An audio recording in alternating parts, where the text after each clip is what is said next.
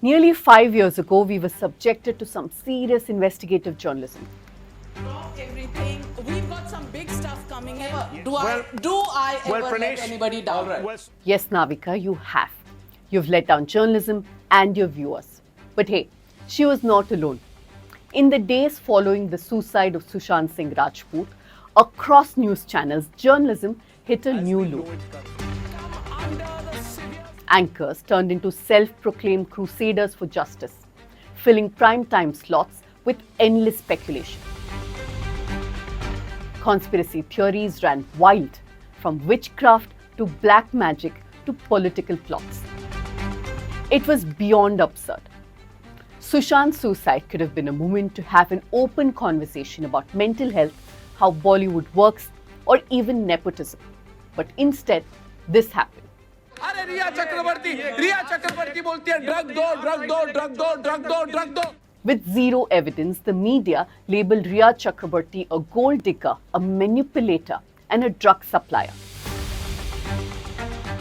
She was painted the villain, accused of exploiting Sushant for money and driving him to suicide.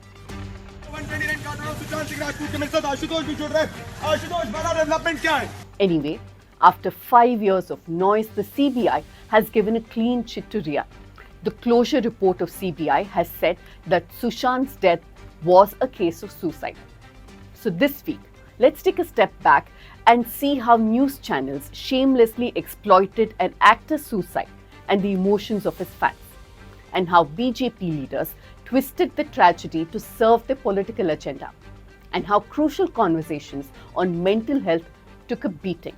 In case we speak about hard drugs, I haven't been doing too much according to, she says MDMA is something she's tried once. Let me explain.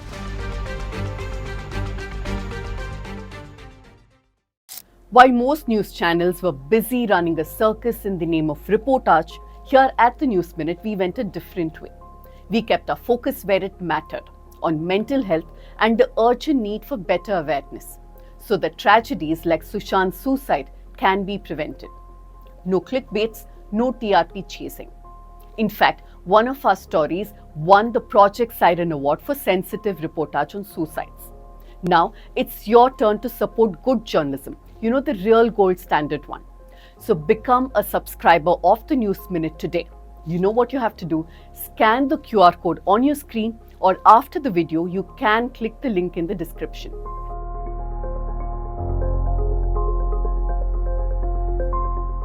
And as I keep reminding you, you can write to me at pooja@thenewsminute.com with your views on this episode, or even give me suggestions for my next episode. And remember, a new episode of Let Me Explain drops every Saturday. After Sushant's death, news channels and social media launched multiple attacks on people they saw as enemies of Hinduism. Ironically, many of those targeted were individuals or ideas that Sushant had supported in his own movies. Take Kai Poche for instance. Released in 2013, it touched on the 2002 Gujarat riots. Sushant's films didn't shy away from acknowledging the difficult truths about caste and class either.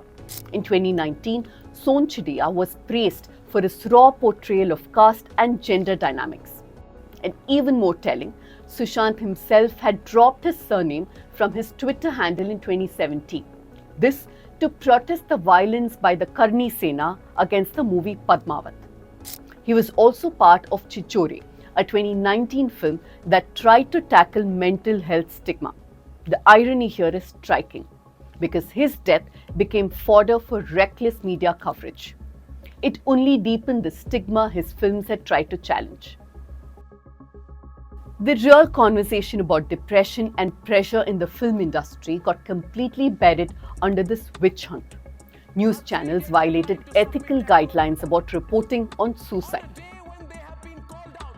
Reporters threw around terms like depressed and bipolar without even understanding them, and many of them crossed serious boundaries. They named Sushant's psychiatrist and even leaked confidential information. This kind of breach could stop other people from seeking help. They interviewed his therapist, dissected his old videos to see if he looked depressed, and even asked his ex-girlfriend about his mental state. It was a clear disregard for the privacy and dignity of someone who had just died. The coverage wasn't just sensational, it spread harmful myths about mental health illnesses. Myths that mental health professionals had worked hard for many years to tackle. The most dangerous were the TV shows that recreated the suicide. I'm not sure if you're aware, but there are multiple guidelines that say the media cannot disclose the way in which a person died by suicide. That's because it runs the risk of copycat suicides. Celebrity deaths often lead to a rise in similar incidents. Then came the absurd narratives. How could someone so happy be depressed? This reinforced the myth that depression always had visible signs. That this is not somebody who is suffering from depression. Beyond damaging Sushant's legacy, this coverage hurt real people struggling with mental health. Look, I'm not saying that there wasn't anything to discuss about Sushant's death. Perhaps there was. Social media was exploding with allegations that he had been bullied by a powerful film lobby. You know, a small town boy from Bihar who made it considerably big in Bollywood. Perhaps he felt ostracized or even pushed to the edge. We don't know for sure because Sushant himself never framed his journey in this manner. Big production house like Yash Raj Films, and when they have joined hands with another like Dharma Production because they are childhood friends. And they systematically work with each other, in sync with each other, who to promote, who to demote, who to destroy. Like many newcomers, he struggled, worked hard, and ultimately made it on his own merit. But facts mattered little. Industry figures aligned with the ruling government conveniently jumped in. Justice for Sushant became a rallying cry, not just for his fans, but also for news outlets that were desperate for TRPs. Systematically, the coverage worked to replace the word suicide with murder, not just in the minds of his fans, but also those stuck at home in the middle of a pandemic, glued to their television sets. Every personal detail of Sushant, his family, and those around him were picked apart. Later, the Bombay High Court ruled that such media trials actually interfere with the delivery of justice and could even amount to criminal contempt.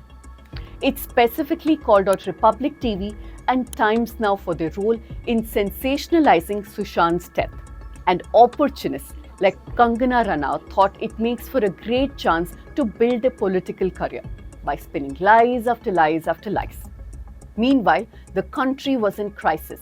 COVID-19 was wreaking havoc, the economy was crumbling, and crucial policies were being pushed through with little debate.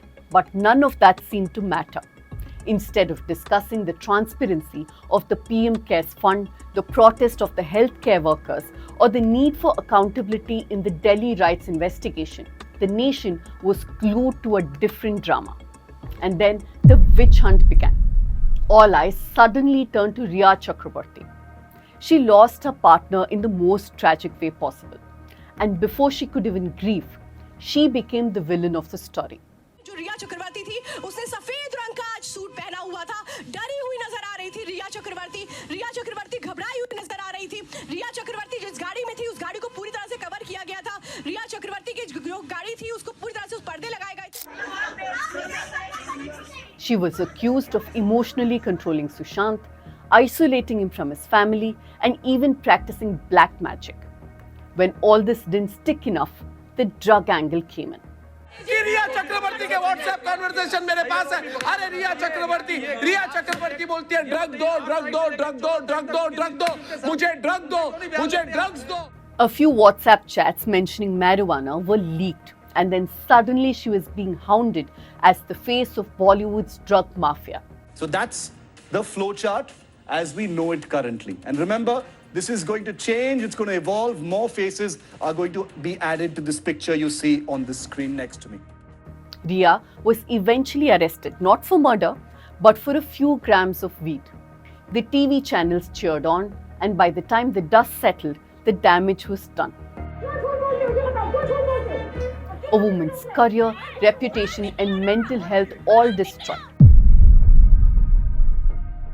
This story doesn't have just one villain, the news channels. There's another one, the BJP. The upcoming Bihar state election only added fuel to fire, with political parties hoping to gain an upper hand. A study from the University of Michigan looked at how social media shaped public opinion after Sushant's death. The researchers went through 7,000 YouTube videos and 100,000 tweets from politicians, journalists, and media houses. And they found some pretty clear patterns. First, the language. BJP politicians really pushed the idea that Sushant was murdered. And all this wasn't random.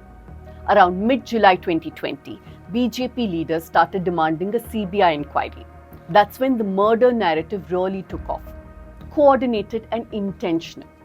In fact, this study showed that within just a week of his death, mentions of suicide dropped fast. Murder became the word of choice of BJP leaders.